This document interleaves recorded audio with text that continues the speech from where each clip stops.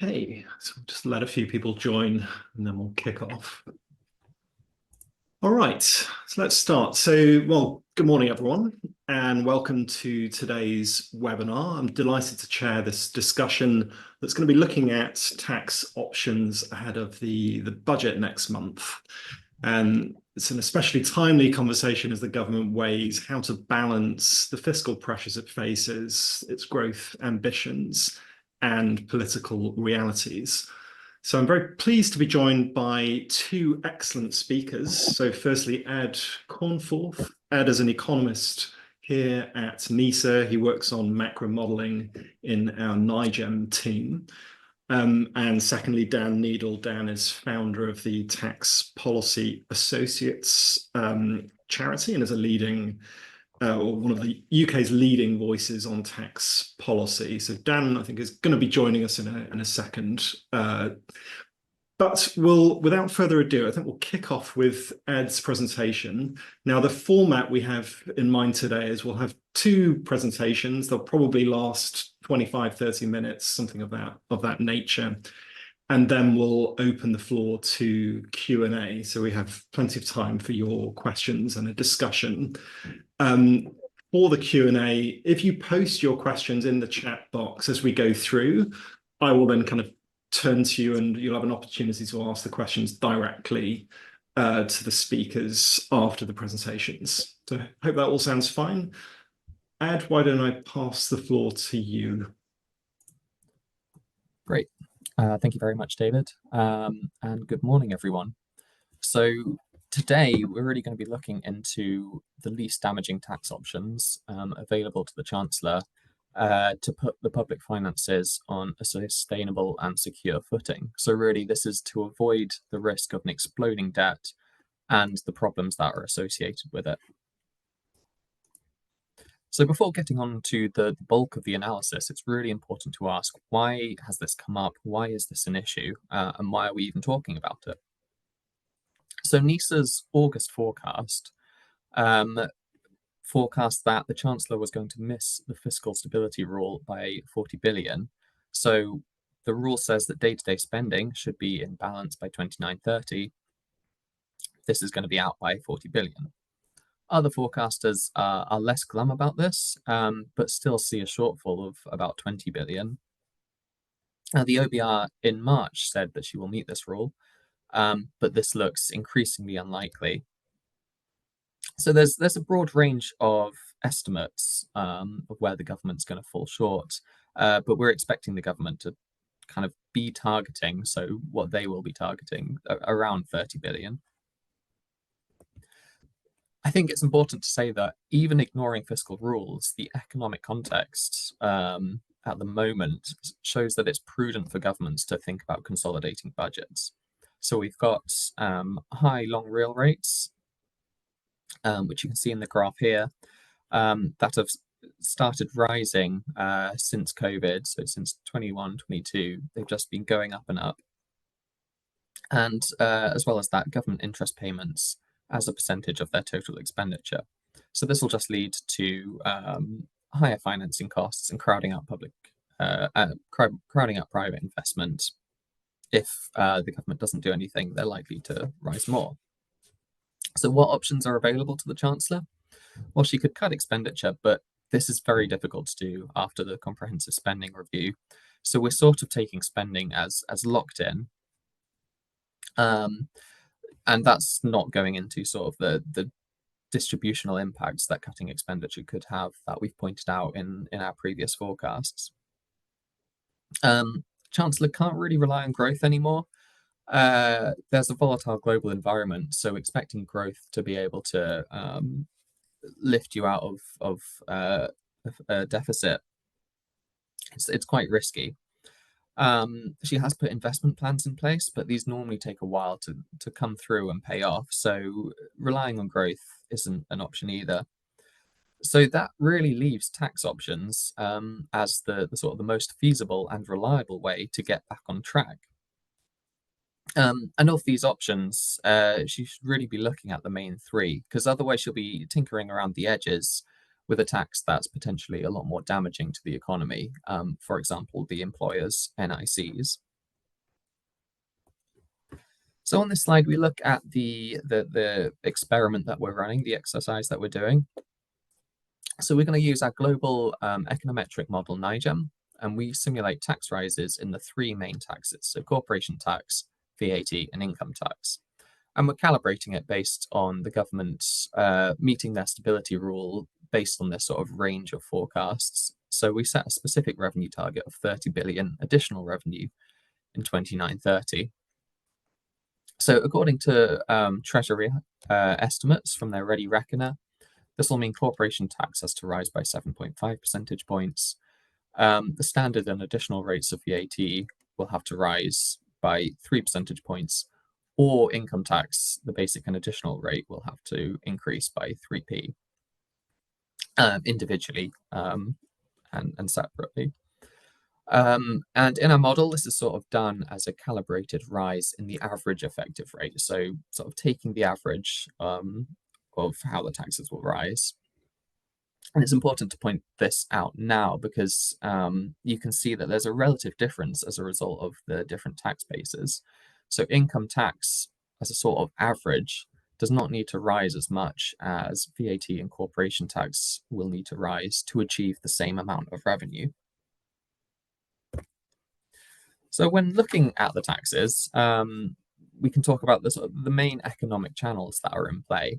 So if you raise income tax, you're lowering people's real personal disposable income. And as a result of that, you're lowering consumption in the economy, which reduces GDP. Corporation tax, on the other hand, raise corporation tax, you get a lower return on investment, leading to lower investment and sort of lower supply in the longer run.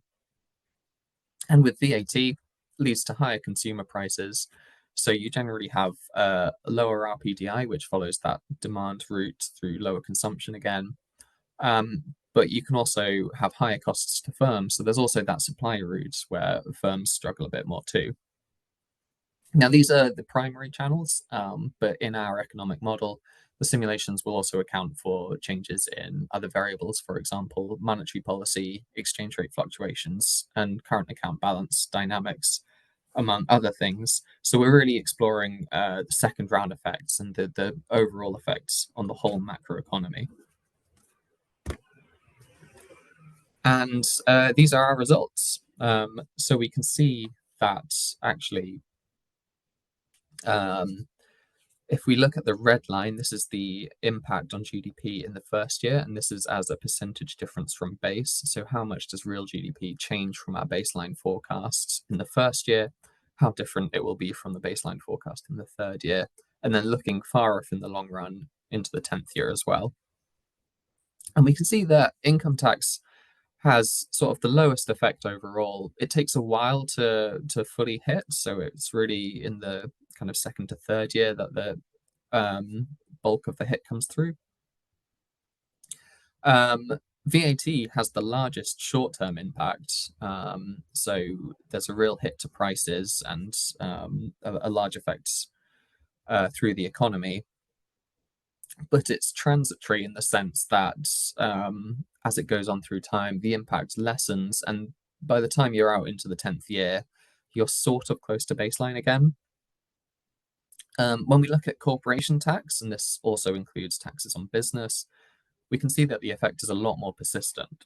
So there's a small impact in the short term, but then over the long run, as you're really affecting the supply side of the economy, you're reducing employment, you're reducing productivity, and that leads to these longer term impacts. So that's why even out to the 10th year, there's not a return to the baseline, and the impacts are still felt. So we can explore the impact on different variables to see why these effects are coming through and what the impacts are. So if we look at just in the first year now, the impact of each tax on the inflation rate, the interest rate, and the unemployment rate, we can sort of start to look at what the effects are. So VAT, it will very much be passed through onto consumers, but also eat into firms' profits. So you get this jump in the inflation rate. The central bank if they don't look through the VAT shock, will also raise interest rates. And this leads to a slowing economy and a rise in the unemployment rate, which we can see here. Corporation tax, again, in the first year, because those long run effects haven't really kicked in as much, the impact is not felt as highly, but we can still see there's a small impact on the inflation rate and the unemployment rate. And again, the same for income tax. So it's important to get an understanding of the overall macroeconomy, but also what matters to people is the distributional impact, so how it affects their real personal disposable incomes. And we can look at that through this chart here, where each line represents the different taxes. So we've got income tax in the middle, corporation tax at the top, and then VAT at the bottom, and how people's real personal disposable income changes from the baseline by decal. And we can see that VAT has the strongest impact. So as inflation rises, that really eats into people's RPDI. Followed by income tax, because it is a tax that takes money directly out of people's incomes. And then corporation tax at the top. So because there's a slowing economy, there's slowing wages. We can see that the second decile is the worst hit. This is mainly because there's no income tax for the first decile. But there's a reduction in RPDI for everyone. But if, again, we look a few years out, not just into the short term, but this is in the third year, we can see that the differences actually largely iron out.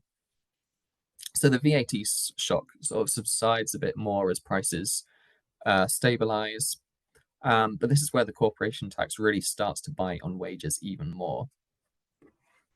So I think the important point here is that when you're thinking about distributional effects and how it feels to people, in the first year, the income tax is the most visible and it hits the incomes most directly. But we shouldn't take that as assuming it leads to the worst distributional outcomes, because when we look into the longer term, all taxes sort of become the same. So because our analysis suggests that income tax appears to be the least damaging, it's important to do a deep dive into that and look at the risks that can either mitigate the impact or exacerbate the impact. So on the mitigation side, we can talk about how, if the government gets its finances in order, they'll be able to maintain credibility. This will lower the government borrowing costs through reduced perceived risk, so people don't think the debt is on an unsustainable footing, which can have many financial benefits. But on the exacerbation side, there could be a labour disincentive effect. So people might reduce hours worked as leisure becomes relatively more attractive. So the evidence for this is mixed at the macro level, but just to provide that scenario analysis, we take an estimate on the higher end where a 1% decrease in RPDI leads to a 0.6% decrease in hours worked. And these are the results. So the green line is the effect on real GDP as a percentage difference from base. But under the optimistic scenario, where we have this credibility effect, where because the government maintains their credibility, it helps to crowd in even more private investment. Whereas if we're looking at the pessimistic scenario, where people reduce their hours work as a response to the tax, you can see that it starts to have a long run effect because of the sort of the supply side effects that go along with it.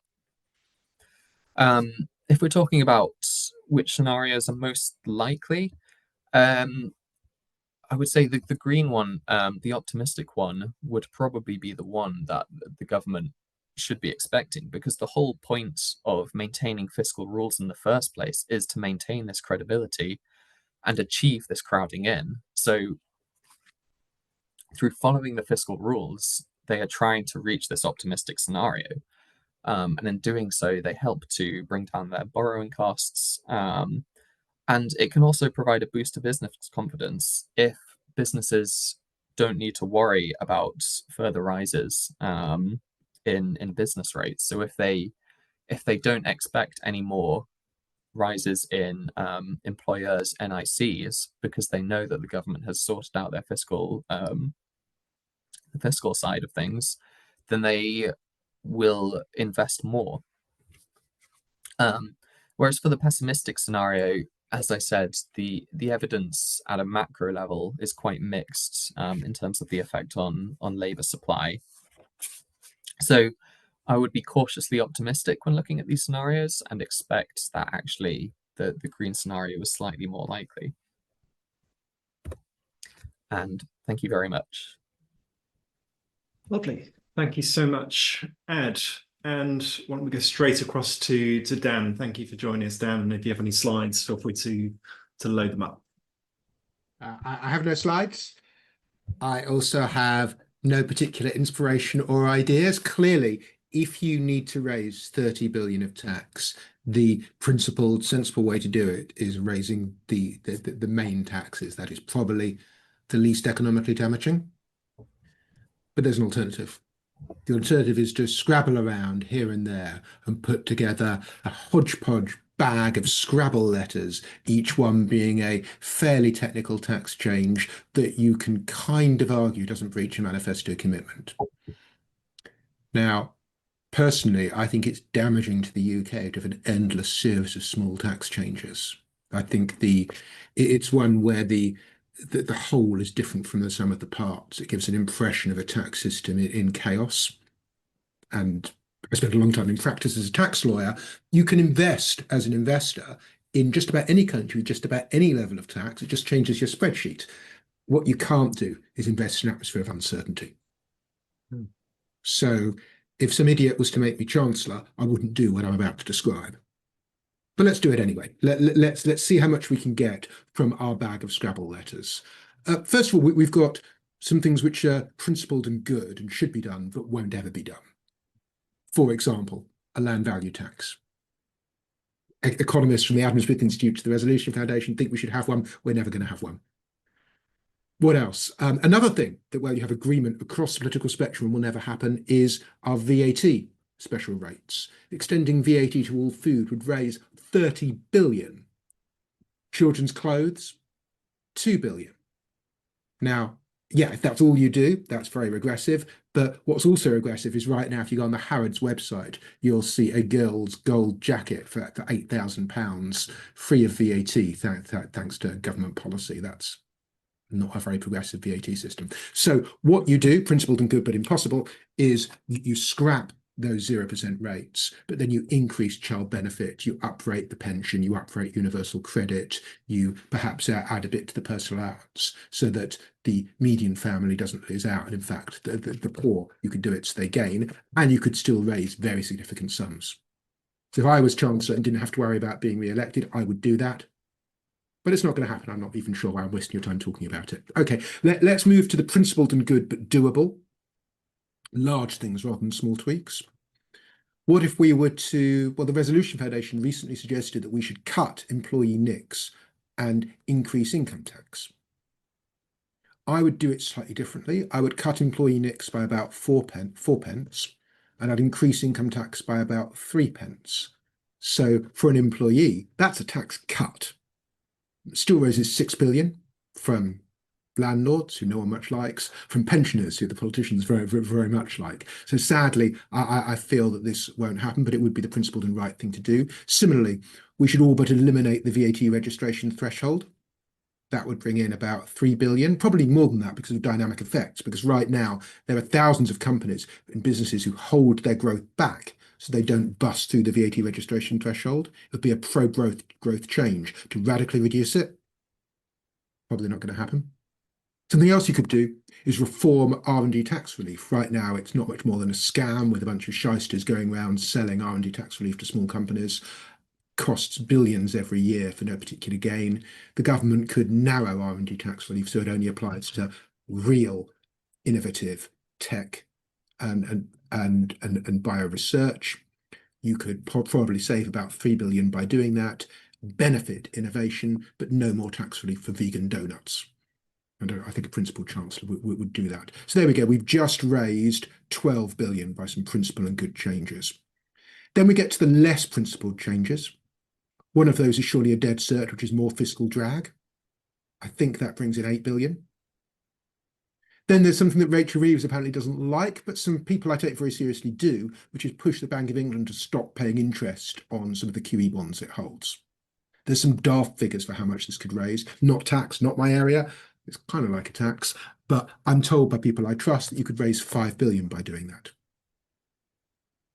Okay, that's given us immediate 13 billion of less principled but easy money. What else do we have? The inheritance tax proposals in the budget managed to both clobber small businesses and farmers and let a lot of tax avoidance off the hook. I've written about ways you could fix that, help small business and farmers, hit tax avoidance more and collect another 500 million. Bank it. Gambling duties. I'm a bit uncomfortable with raising gambling duties because there's some evidence that ultimately it just means problem gamblers are going to pay more and keep gambling. But you could raise 2, maybe even 3 billion by doing it. Let's put nicks on pension drawdowns. Why aren't there nicks on pensions drawdowns? You get, most of the time, you're getting a deduction against nicks when you put money in. Why aren't you taxed on the way out? Could raise a good few billion. Why don't we tax large gifts? Tax gifts of £1 million or more right now, that is the way to not pay inheritance tax. Give your stuff to your children. Inheritance tax is a tax on people who don't trust their children. We should end that, but only tax gifts so large that it's not affecting normal people. Totally unknown how much that will raise. 1 billion would be on the Conservative side. Eliminate a stamp duty loophole that means that people buying commercial property buy a company holding the property, not the property itself. Probably raises 1 billion. Abolish business asset disposal relief for capital gains, a tax so hated that people designing it gave it the acronym BAD. Come on, why does that exist? 1.5 billion. Probably introduce an exit tax, capital gains tax at the same time, but don't tell anyone you're going to do it and don't report that I've said it, because if people anticipate it, then people leave in advance. Could raise another 1 billion. Increase the digital services tax, 500 million. Some sin taxes on unhealthy food, 3 billion. CGT on death. You'd make it so you're not having an immediate charge, but the base cost, the purchase price carries forward to people inheriting property rather than just being wiped out.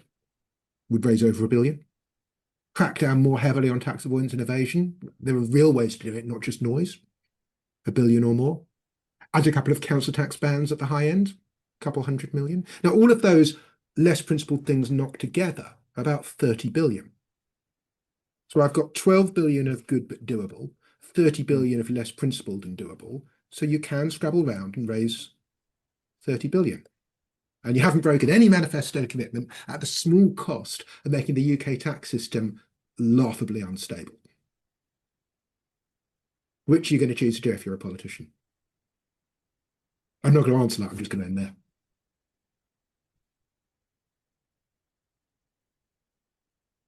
Thank you very much, Dan. Very thought-provoking. And so we've had a nice combination of kind of macro, big picture analysis and some detail of the different line items and what they would deliver. So let's turn now to your questions. So, you'll see at the bottom of your screens, you will know how Zoom works these days. There's a little chat box. So I can see there's a few questions in here already. But if you post your question, then we can kind of turn to you and you can kind of read your question out. So my colleagues in the background will unmute you to allow you to do that. So I see there are a few of these coming in already. I mean, I might just ask a couple just to kind of, let's allow a few to kind of build up in the chat. So I'll, Ed, why don't I start with you? Your numbers are pretty striking, I think, in terms of how much smaller the impacts are for income tax than the rest. And you told us that you had this nice chart showing that income tax works more through demand channels. Am I right in thinking what's happening there is monetary policy is therefore cushioning the impact of the income tax shock, and that's why it's giving us a smaller impact, or is there something else going on? So can you kind of enlighten us a bit on that, perhaps? Yeah, that's a great question. I think in the model, yes, we definitely have monetary policy sort of cushioning that impact, as well as we've got people looking forward into the future, and it's all about their expectations of the future path of monetary policy and the future path of government debt and expenditure in the economy. So all of that is cushioning that initial blow, as well as how exchange rates move, and how sort of import and export demand changes. And this can have a big effect on sort of income tax multipliers. We've done some sort of sensitivity analysis when we did these experiments. So what happens if we turn off monetary policy, especially for the VAT shock? What if we assume the central bank looks through the shock and says we're actually not going to change interest rates as a result of this? And I think the results do change a bit, but the intuition is still the same. So VAT still has an impact on inflation, and it still reduces GDP. Maybe it's not quite as much, but if you're still comparing like for like with the income tax is still better. So yeah, there's a lot going on in the background of the model that influences the final results, and we can change these assumptions, but I think that the results still stand. Okay, lovely, thank you. And then Dan, maybe one from me to you. So this is a naive question, I think. You started with these kind of things that you called principles, and they sounded like ever such good ideas, expanding VAT, removing the kind of zero-rated categories, and then compensating the individuals that you kind of want to compensate so there's no impact. Why are these so? Why did you kind of immediately brush them, to one side? Why are they so impossible to actually think about implementing? Forgive me if that's a completely naive question, but it'd be helpful to know. Oh, you might be muted, I think.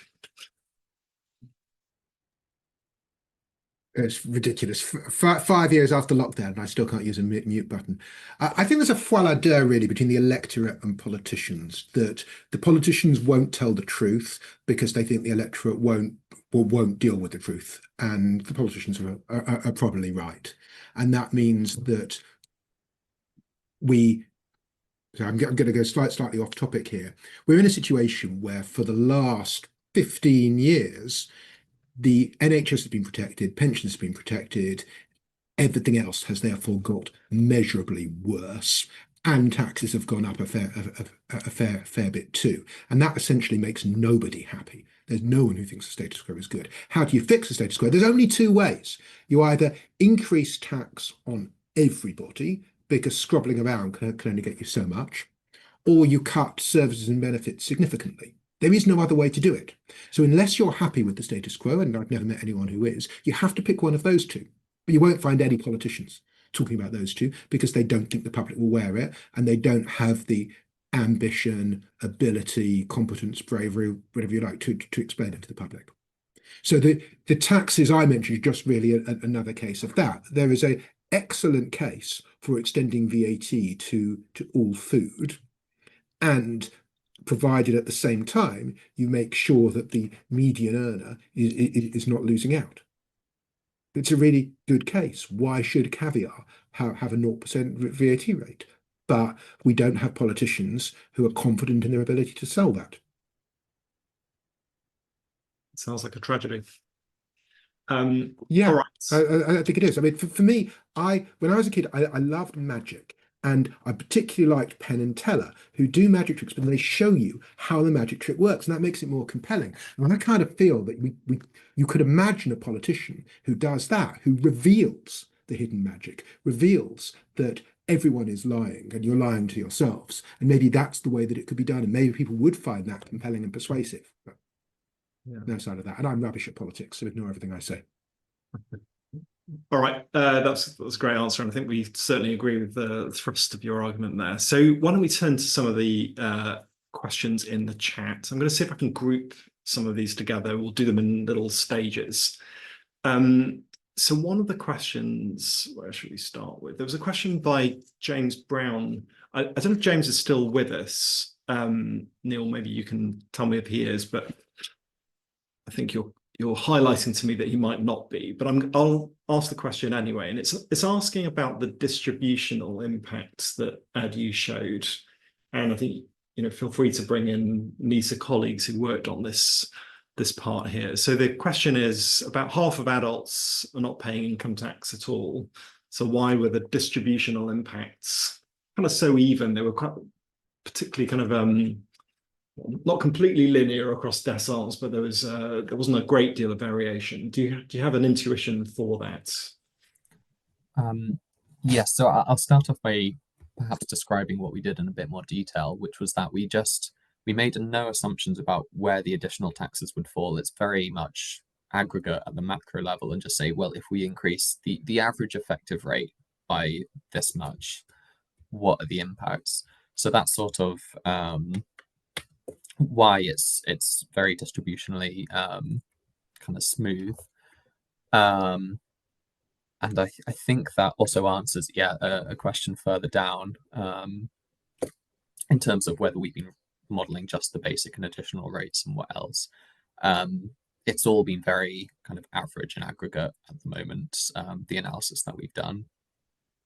And we've just sort of compared it to the Treasury ready reckoners in terms of what would that roughly look like in terms of to reach that amount. I don't know, Arnab, if you want to come in to describe the distributional work a bit more. Yes, thanks, Ed. You're absolutely right. So this is only looking at the headline and not what happens in terms of the various thresholds. However, let me put this to you, that even though it looks relatively flat, it is more steeped than the other two tax alternatives. So there is a distributional impact here. And what is very important to recognize is that since the COVID pandemic, disparities have increased and already are very large across the whole distribution. So this is on top of what has happened in the past. So it further exacerbates the distributional impacts of tax policies, not least the fiscal drag due to freezing thresholds. So I don't think it is small at all. In fact, it increases, distributional story. Thank you. Lovely. Okay, Dan, I'm going to turn to a couple for you. This one I'm sure you could have predicted would have appeared. So, well, this is from Torsten Rieker. Torsten, I don't know if you would like to ask your question about the wealth tax. Go ahead. Yeah, sure. Thanks for having me. So this is Torsten Rieker, Germany Business Daily Handelsblatt. So you haven't talked much about the wealth tax, which is also in the arena, especially on the labor side of the political spectrum. I wonder, so what would be the impact of a wealth tax in the UK on the economy, and how much money would you be able to raise with the wealth tax? Thanks very much. Great question. Thanks, Torsten. Dan, do you want to start with that? Sure. Okay, let's say that they announce a wealth tax in the budget. How much revenue is that going to bring in the next year? I can tell you with absolute certainty, nothing. And the year after? And the year after that. Look at other recent taxes. Okay, the digital services tax, pretty simple standalone tax, applies to about a dozen companies. Took 18 months between announcement and implementation. The sugar tax, a bit more complicated than the digital services tax, but much less than a wealth tax, took 25 months. These are simple taxes paid for by just a few businesses. No system build required, no compliance required, just a half dozen people is all you really need to on HMRC's side to manage that. Don't need a lot of work, but by the business side, hire a couple more people in each business.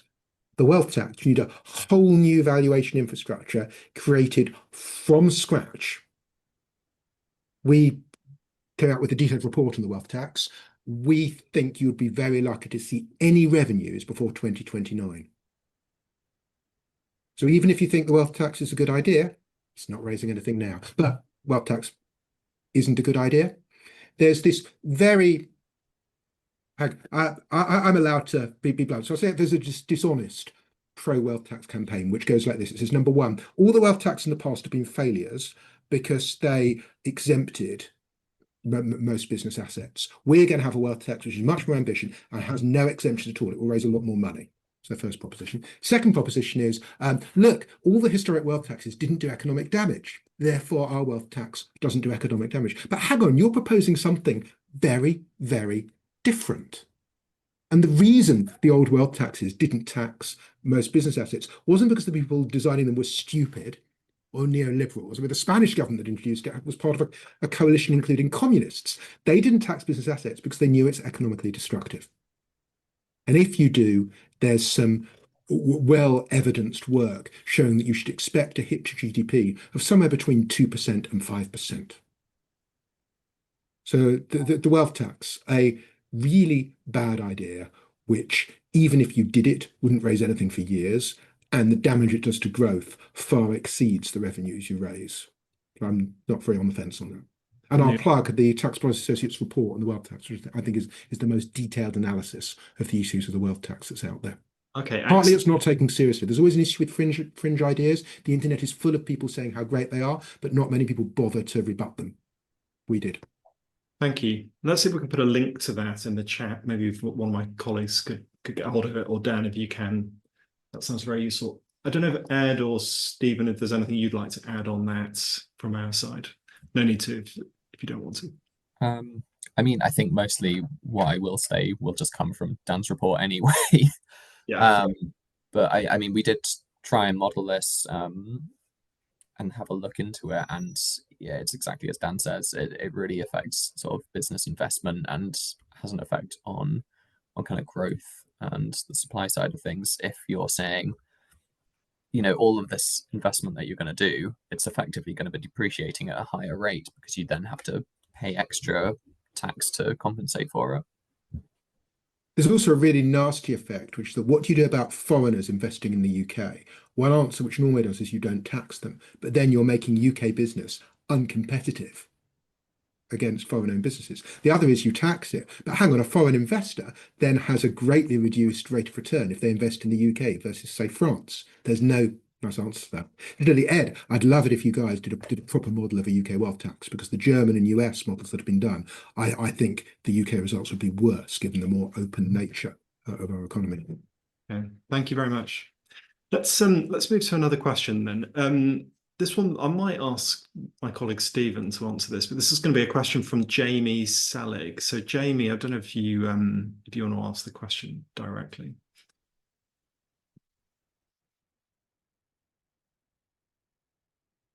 We can see you on screen, but you're muted.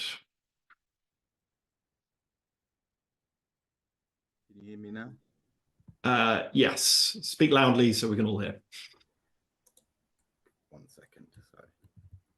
So my question was more about the data that underlines a lot of these models. So how large a risk are the problems with the ONS data to fiscal credibility? So this week we've obviously seen a revision benefit the Chancellor. Equally, uncertainty around the labour force survey have the potential to shift the fiscal calculus significantly. So commonly that's kind of looked at with productivity forecasts. Yeah, I mean, there are a lot of problems with the data at the moment, particularly the labour market data. But in a way, the key data that the government need to worry about are their own finances, their own financial data, and GDP. And GDP actually is pretty well done by the ONS. It's the one they really, really, really care about. The government's own financial data, you would expect that the government would have a strong handle on that themselves. And it was interesting that the revision that you referred to that came earlier this week, that was a result of HMRC getting their numbers wrong. It had nothing to do with the ONS, which I find quite ironic. That said, if you're trying to really sort of get to grips with how the economy is performing and where you think the economy might go, it is of course absolutely crucial that that you have good data. And I sort of strongly welcome the efforts of the ONS to really get to grips, in particular with the labour market data. And there's a major project on over that at the minute, which is clearly welcome. And I'm sure that if the government had a little bit more money and we weren't having this discussion about fiscal issues, then I'm sure one area where the government should actually be investing more is in the production of statistics so that we do actually know what's going on in the economy. Thank you, Stephen. And maybe I'll flag that I expect that in December we'll be running a panel discussion on the quality of not just labour market data, but how to rebuild national statistics generally in the UK. So that should be something excellent and will be advertised in due course. Let me move to, I think it's quite a good question by Ying Jin. Ying, I don't know if you're there and you'd like to ask the question directly.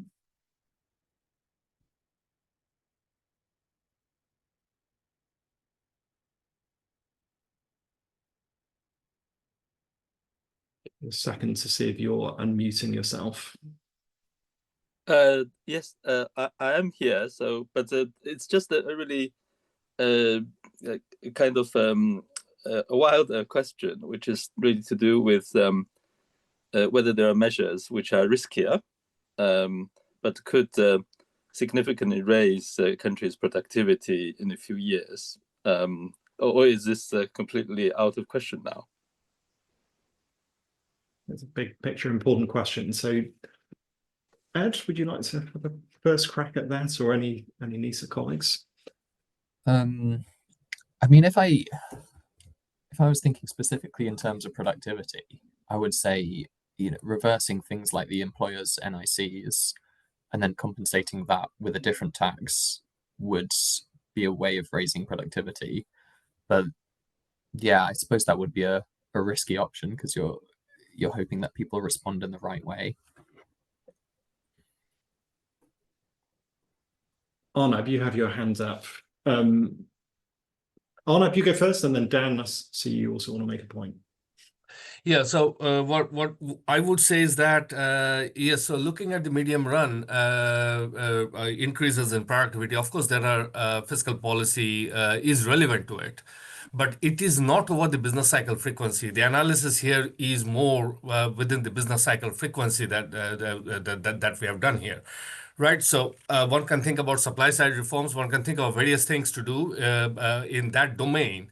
But what we would suggest for the moment is that whatever fiscal policy measures that the government wants to take, particularly with respect to taxes, etc., it should not try to touch the the long-term investment machinery that it has promised to bring about. We will see. The jury is still out. Thank you.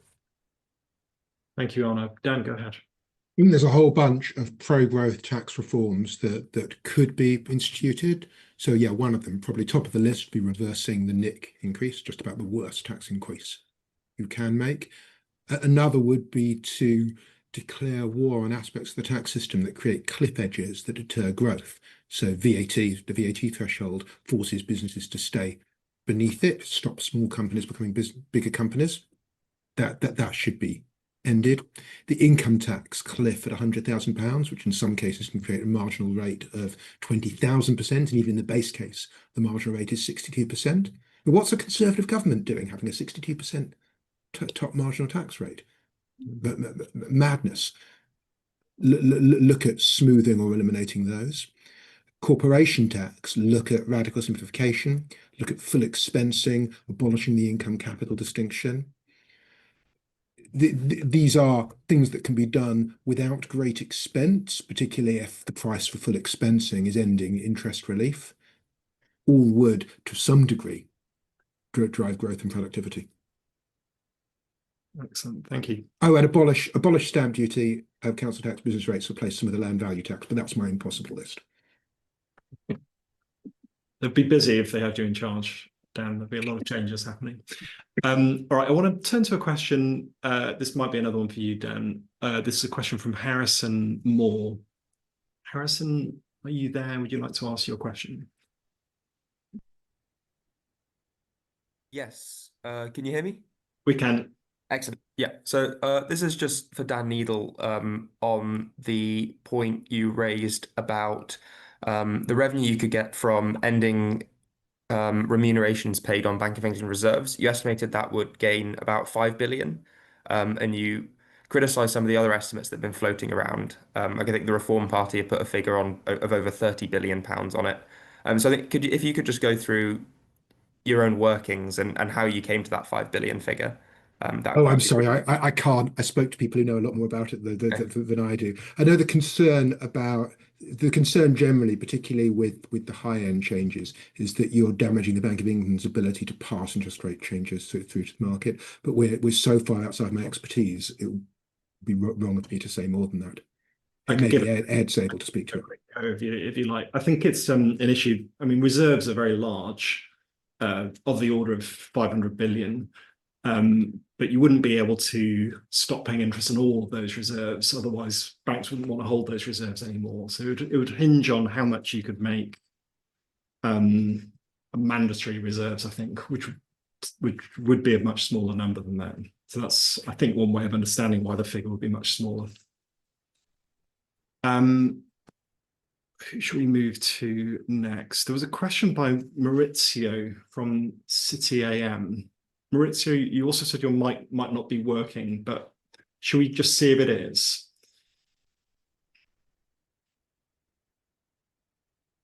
These were it was like a Laffer curve sort of question, I think. Okay, I'm not seeing, oh, here we go.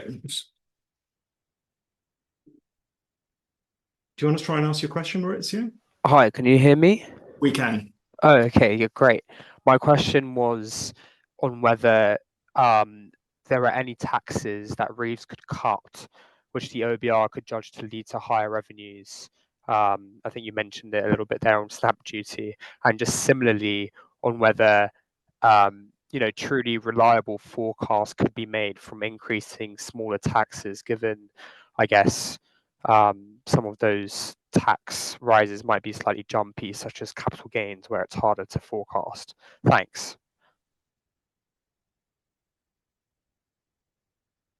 Who's that? Who would you like to answer that one, Maurizio? Oh, I guess Ed, Dan, and Stephen, I suppose. Just commenting on how the OBR, every forecast is to the sort of 0.1 billion pound. Is that should that model be changed? And how can they sort of evaluate the sort of behavioral trends around some of those? I can do the latter bit. Okay, thank you. So it's pretty rare to have taxes where cutting them increases revenues. It was different in the 70s. When you have a 98% tax rate, it doesn't take much imagination to say that a cut is going to bring in more revenue.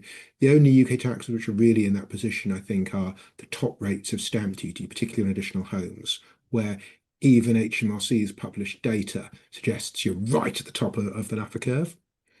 There is the high marginal rates at £100,000. I suspect incentive effects and avoidance mean that the cost of eliminating the current rates will be a lot less than the static estimate, but sadly, I suspect it wouldn't pay for itself. It's very rare that you see that. Stamp duty is another one. There has been research published suggesting that abolishing stamp duty on shares would pay for itself. I am skeptical, but it's possible. It may still be worth doing. Thank you. Stephen or Ed, anything you'd like to add? No. Let's move on. There's a question by Philip Aldrich. Phil, are you there? Would you like to ask? Can you hear me? We can. Yeah, okay. So it's with regard to inflation. Bank of England has been drawing attention to the administered prices, which basically embed inflation for the next year at a higher level, given that the reference month this year is going to be quite high. And I think that the government is concerned about inflation as well. So I just wondered if there's anything that can be done to limit inflation here. I guess you can put masses of taxes on households so that you limit spending. But are there other things you could do, like changing administered prices at all? Is there anything you can do around that area? And energy prices as well. If anything can be done to keep energy prices low. Any thoughts? That's a bit off fiscal, but interesting. Thank you. Who wants to have a go at that? Well, I'll have a first pass. I think I'm surprised that the bank that the MPC actually raised this as a possibility, mainly because it's kind of almost like saying we've been doing our best on inflation, but we can't do it. We need your help, which I don't think is a wise move on their part.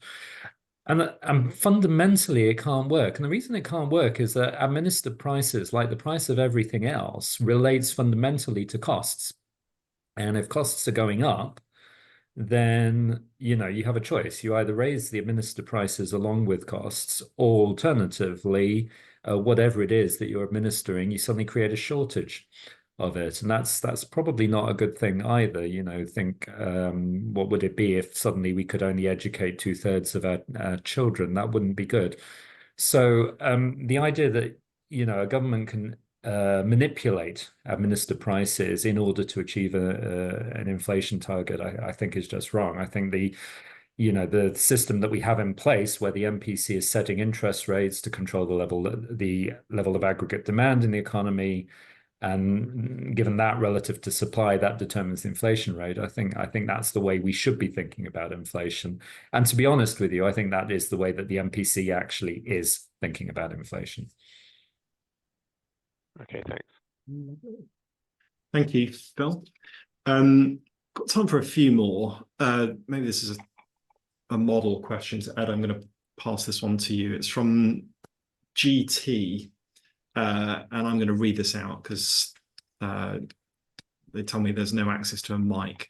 So the question in a nutshell is, for the simulation you showed us with corporate taxes, you kind of hinted that this is impacting wage growth. So why is that? What's the kind of mechanism in the model, I think? Yeah, thank you. So the main mechanism is really to do with the productivity. And if you have a corporation tax, that leads to essentially a lower return on investment for firms. They'll invest less, you get less capital deepening, and that affects productivity in the economy. And as a result, each individual worker will then be less productive in their job.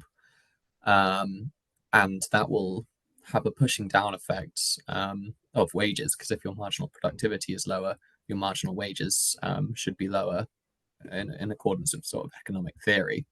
I mean, I suppose there are instances where monopolies exist, and this wouldn't be the case, but I don't know whether you'd be able to implement a sort of monopoly tax. Yeah. Right. Thank you. Dan?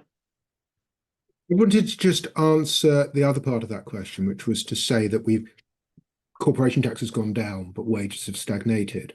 Mm-hmm. Corporation tax hasn't actually gone down. So in the UK in particular, but also in many other countries, the rate of corporation tax fell dramatically over the last 50 years from 35% all the way down to 19%. But at the time that the rate fell, the base, the way you compute chargeable profits, expanded. You can chart that. You can see the rate falling precipitously. I've just dropped a link in the chat, but the effective rate, tax as a portion of profits, bumps around and kind of stays static. So there was not a cut in corporate tax. Then when the rate went from 19% to 25%, it wasn't going back to how it was. That was the rate going back to how it was with the new expanded base. That was a very significant increase. Thanks for clarifying that.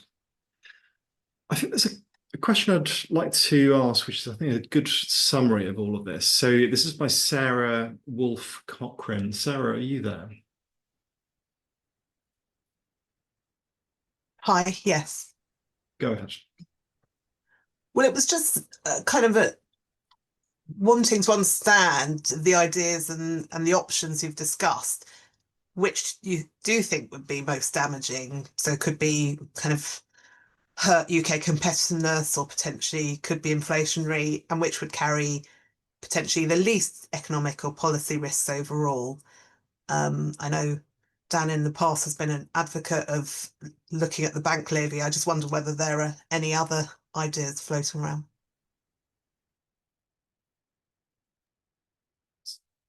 So I don't know, from our side, Ed, do you want to have a go at like this idea of the least costly package? What would you say to that?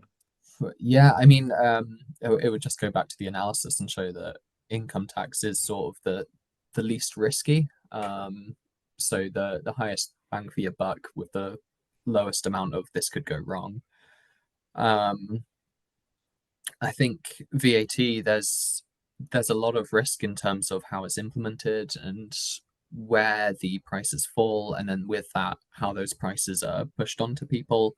And then even beyond that, once prices are pushed onto people, how does this affect fundamentals in the economy, like inflation expectations and persistence of these? So there's a lot of uncertainty and worry about using a tax like that in terms of how it really kind of translates through into the macro economy. Corporation tax or sort of any general tax on businesses, again, it would be that long run effect. So I guess there's a risk around what that would be, but it's actually fairly straightforward that actually if you tax businesses, they'll invest less. Yeah. Okay, Arnaud, I see your hand too. Go ahead. Yes, I think I completely agree with Ed there. And the reason that I think the central reason that income taxes are sort of, win this short race, let's put it this way, is because it is least inflationary in general equilibrium.